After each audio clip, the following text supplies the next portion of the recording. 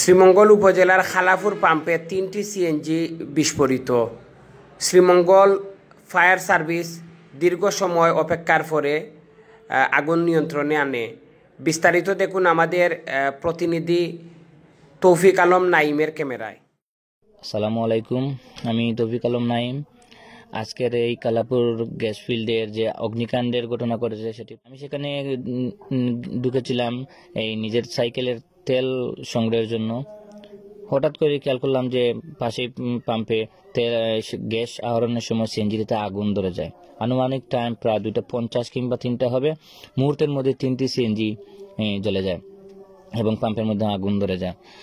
মানুষ ভয় পেয়ে আমি নিজেও একটু সরে যাই। তারপরে হঠাৎ মানুষ এগিয়ে এসে সিএনজি 3টাকে সরিয়ে আগুন নেভানোর চেষ্টা করে এবং আগুন নিভিয়ে ফেলে এবং পাম্পের যে লাইনগুলো ছিল সেগুলো বিকল করে পানি দিয়ে বালু দিয়ে অনেকেই আগুন নেভানোর চেষ্টা করে। প্রায় 15 থেকে 20 মিনিট পর ফায়ার সার্ভিস সেখানে আসে, এসে পানি দিয়ে আগুন নেভানোর চেষ্টা করে। প্রায় 30 মিনিট পর সেখানে পুলিশ আসে। পুলিশ এসে ঘটনা নিয়ন্ত্রণে, অনেক মানুষ যেখানে জড়ো হয় মানুষজনকে নিয়ন্ত্রণে নেওয়ার চেষ্টা করে। আমি সেখানে দেখেছি যে স্থানীয় অনেক মানুষ পাম্পের ওখানে এসে হট্টগোল সৃষ্টি করে। হট্টগোল মানে হচ্ছে যে তারা বলতেছেন যে এখানে পাম্প কর্তৃপক্ষের নাকি অনেক গাফলতি রয়েছে, সেই জন্য আজকের এই অগ্নিকাণ্ডের ঘটনা। এই ঘটনায় কেউ মারা যায় নাই এবং কেউ বড় ধরনের কোনো আহত হয় নাই, তবে ক্ষয়ক্ষতির পরিমাণ কতটুকু এটা আসলে এখন পর্যন্ত বলা যান না। আমি সেখানে ঢুকেছিলাম এই নিজের সাইকেলের তেল সংগ্রহের জন্য।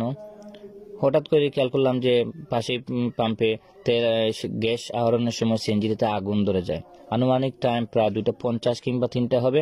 মুহূর্তের মধ্যে 3টি সিএনজি জ্বলে যায় এবং পাম্পের মধ্যে আগুন ধরে যায়।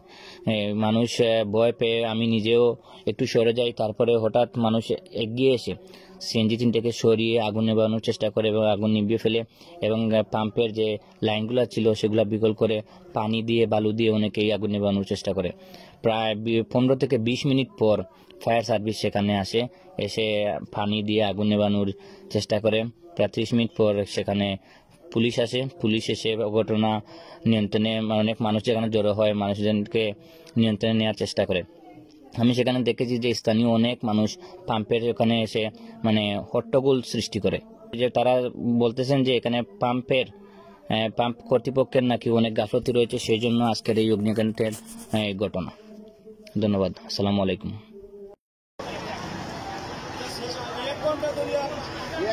এলাকার মানুষ